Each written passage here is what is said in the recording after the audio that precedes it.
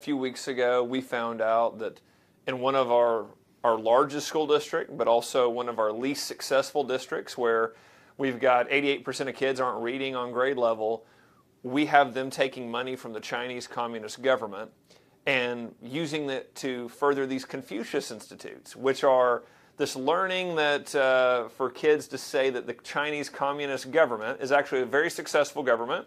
They actually censor what they can say about the Chinese Communist Party inside the curriculum.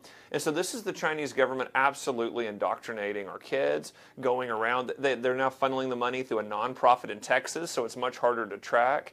And so we're putting a stop to it in Oklahoma. I'm getting all the information around what was taught, what the curriculum was.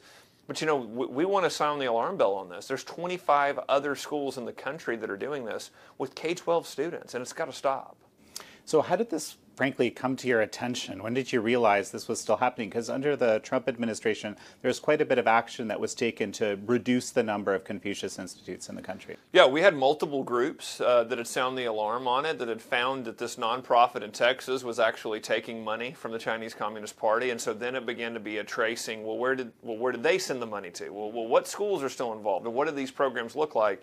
And so we had a lot of help on that, and then when it came to our desk, we were able to get the contract to see what the contract was with the nonprofit in China, and we began to look at all of this to see this is absolutely the Chinese party trying to undermine not only the view of America, it's communism's great, capitalism is bad, but it's also undermining our very institutions to try to talk about the Communist Party actually creating a valid government that actually benefits the Chinese people, rather than our students should be hearing that capitalism is great. That's what made America great. What are the principles in America that allowed us to be exceptional? Not only ignoring that, but to then say that the communist principles in China right now are actually beneficial. It's just outrageous. So the curriculum actually says all this? Yeah, the curriculum it's all positive about communist China. It's only positive things. There are things that are spelled out to say you cannot talk about these things. They don't want you to talk about the droughts, the famines. They don't want you to talk about the authoritarianism. They don't want you to talk about Tiananmen Square. So it's really clear that these are the positive things. This is what we talk about.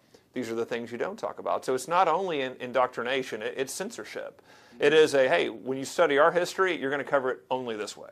Don't forget to subscribe to our Alerts newsletter, and you'll never miss an episode.